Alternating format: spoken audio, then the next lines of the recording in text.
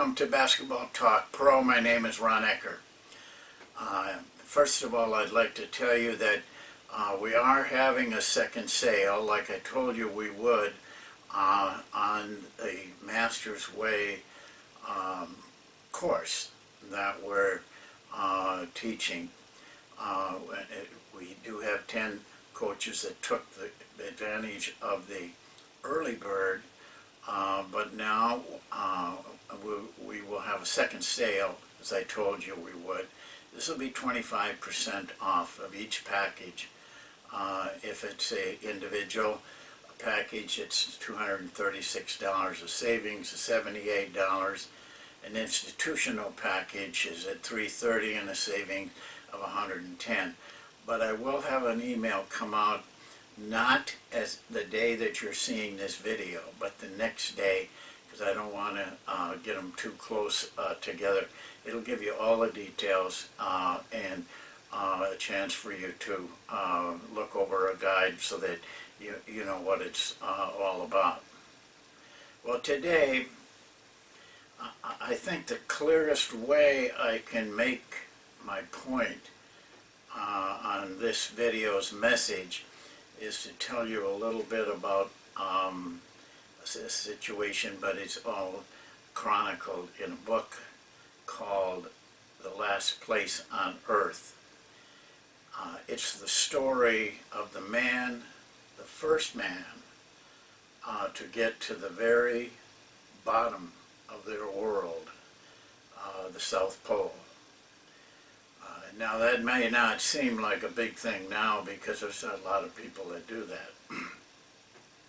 They got helicopters and vehicles and all kinds of equipment.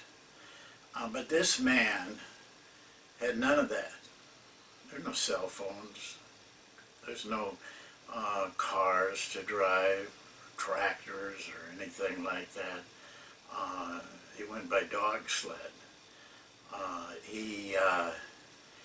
Just kind of imagine this for a minute, being there in the area that all you could see, wherever direction you looked, was snow, white. There was no poles, there was no people, no animals. Just this vast expanse of nothing that he had to find his way directly to the very bottom of the world. All he had was a latitude and a longitude. And there was no GPSs, so it was more like a sundial. They determined where they were by the sun. If you can just imagine what that must have been like. There's nothing to know, no path to follow, just you and the elements. Now, he had people with him, but it got to be very few towards the end because it just logistically couldn't have a lot of people. He had to have faith in one thing. He knew exactly where it was, and it was a direct line towards that longitude and latitude. Now, there were days that they couldn't even take it because of the weather, and there were days that they got off track. You have to come back. There were days that they got lost. They had to find the path again, but he made it. Many people had tried and died in the process. It's just such a tough thing to do. Remember, he was doing this in 30 to 40 degree below zero weather every day, all the time. Well, that's kind of what we're talking about when we say purpose. See, he had a purpose. He knew exactly where he had to go. and he tried to stay in as direct a line towards that goal as that he possibly could. I wonder how many of you coach with a purpose, a direct purpose. They call it true north sometimes. You know exactly where you're going. You know exactly the place that you want to end up. Now, I'm not only talking about you, a career, I'm talking about you as a person, which probably ties in with your career. But more than that, I'm talking about what you do as a basketball coach. What's your goals? What's your purpose? You see, purpose clears up all kinds of things. Like Amundsen, the man that went to the South Pole, you had to have, you had to know exactly where you were going and how you were going to do it. It was not a easy thing to do, but this is what we're talking about in coaching. To have a clear idea of where you're going. It's hard for some people. Some people just can't pin it down. Might be a career thing, you know. Maybe you say, I want to be a college coach, I want to be a pro coach, I want to be a high school coach, but you have a clear place that you're going. Now Amundsen did something else. He had a plan. You see, his purpose required a system. He had a wonderful system. Almost ingenious, this system. Where other people didn't, he had a direct system. He knew exactly what he was going to do. And he backed that up with deep research. He spent a year in the North Pole with the Eskimos, learning how to live in the cold, how to wear, what clothing to wear, how the simplest little things could keep you alive in that situation. He took care of the details, but he put it into a very well-organized, simple system that would take him right to where he wanted to go. Coaching needs to be like that. If you remember in one of the videos, I talked about how to coach drills. And one of the first things I told you is when you make a drill or you have a drill, the first thing you do is say, what's the purpose of the drill? What am I trying to do? Does it lead me to my overall purpose? Is it a part of the system? Every move you make, you're going to get off track. He did too, one way or the other. He tried to go a straight line, but there were zigs and zags, and he had to adjust and come back. But he always came back to the place he wanted to go to, the path that he was going to take. So you needed a plan, but your plan must be based on deep research. Your purpose, research, and then a plan. And then the ability, and the courage, and the perseverance to stay with it every day. Do you come home at night after a day of coaching and ask yourself, you know, am I still in line with where I want to go? Am I heading towards the right place?